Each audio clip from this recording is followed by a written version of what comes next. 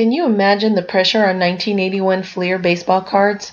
I mean, here they were, simple cardboard rectangles, but they had the weight of decades on their shoulders. See, Fleer had been battling Topps since at least the late 1950s.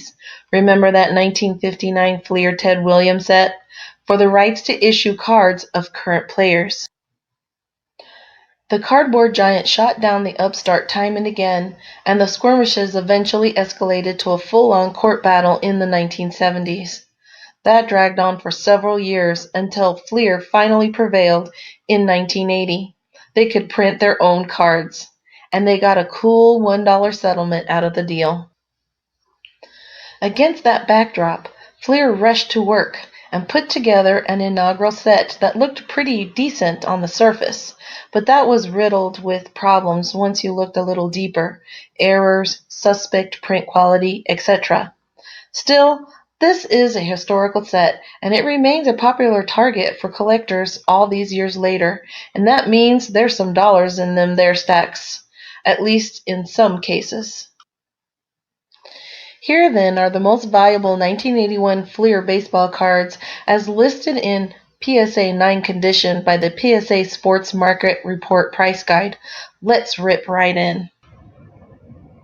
Fernando mania swept through not just baseball, but all of America in 1981, as 20-year-old left-hander Fernando Valenzuela emerged as maybe the best pitcher in all of baseball. As a rookie for the Los Angeles Dodgers, who would win the World Series that fall, Fernando led the National League with 25 games started, 11 completed games, 8 shutouts, and 180 innings. Those numbers were all the more amazing given that the 1981 season was ripped apart by the player strike, and Valenzuela's sterling performance resulted in a 13-7 record with a 2.48 ERA. That showing garnered the youngster both the National League Cy Young and Rookie of the Year awards. While he was pulling up those gaudy marks, collectors were busy looking for Fernando cardboard, and that's where Fleer was able to make hay. Because while Topps featured Valenzuela on a 3-player Future Stars card with Mike Socia and Jack Percante, and while Donruss whiffed on him completely, Fleer put the Mexican hero on a solo card. Too bad they spelled his name FERNAND. Oh well. This has been a popular card forever, and today it sells for $15 plus in PSA 9 condition. Fernando was a bona fide superstar in the early 1980s, and he looked to be headed for the Hall of Fame by the time he was 25.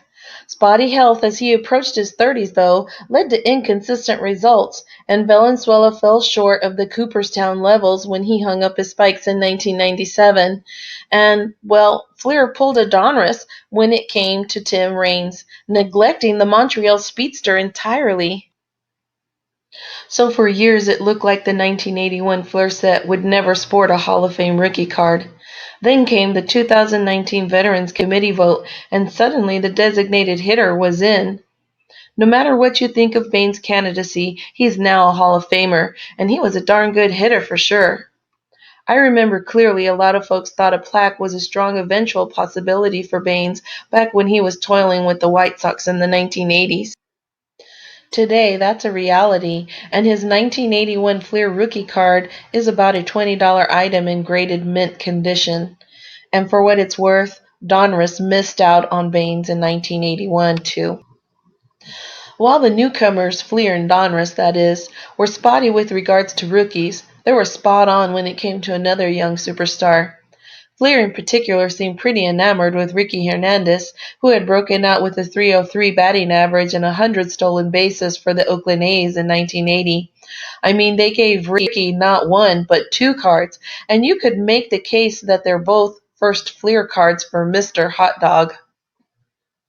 They're both still pretty popular with collectors today, and you can expect to pay about $10 for a PSA 9 copy of either one.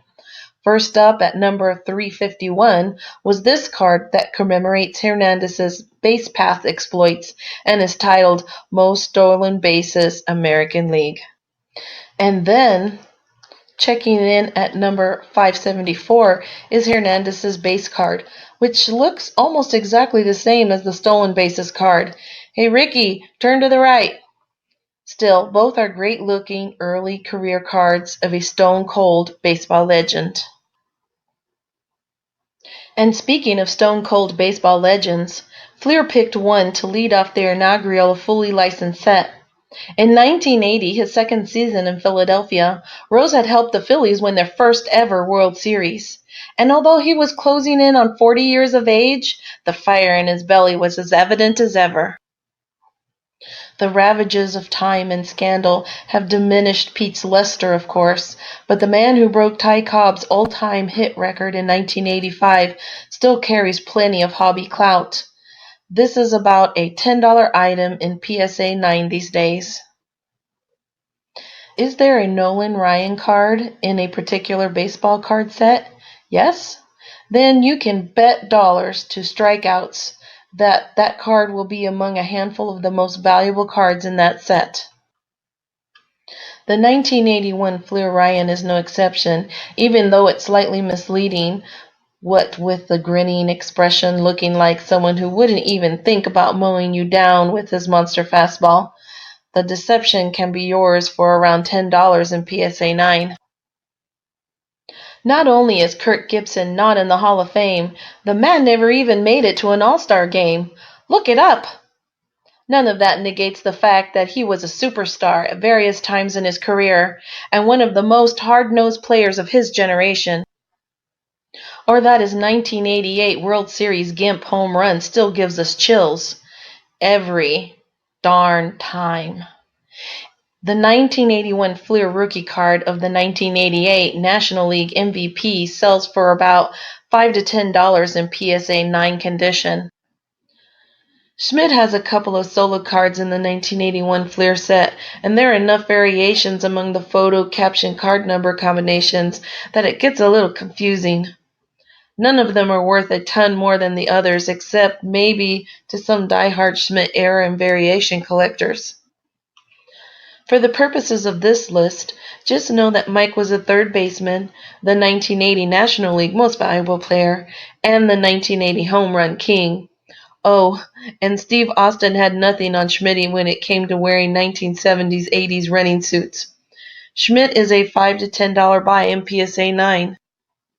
Reggie, too, scored a couple of singles in the 1981 Fleer set, and again, while you might spend time tracking down various variations and commons, you can generally bank on a $5 to $10 price tag for Mr. October. All of the same stuff I said about SCHMIDT and Reggie applies to Yaz as well. The Red Sox legend was getting close to the end of the line by the time 1981 Fleer debuted, but he was still racking up milestones. In 1997, he surpassed both 3,000 hits and 400 home runs, and this 1981 Fleer card commemorates that latter mark. Whichever Yaz you pick up, expect about a $5 spend for the privilege. Another superstar, another cache of 1981 Fleer variations to collect. Having hit .390 and nabbed the 1980 American League MVP award, Brett was the talk of the baseball world heading into 1981, and the tantalizing possibility of 400 followed him the rest of his career. These 1981 Fleer cards celebrate Brett's 1980 achievements, and they sell for $5 to $10 each in slabbed mint condition. Bench is somewhat of an anomaly on this list, showing up with only one 1981 Fleer card in all. The nerve. But what Bench lacks in cardboard variation, he more than makes up for in National League MVP awards, Big Red Machine savvy, and the greatest catcher ever swagger. JB's 1981 Fleer card is a $5 or so buy in PSA 9 condition.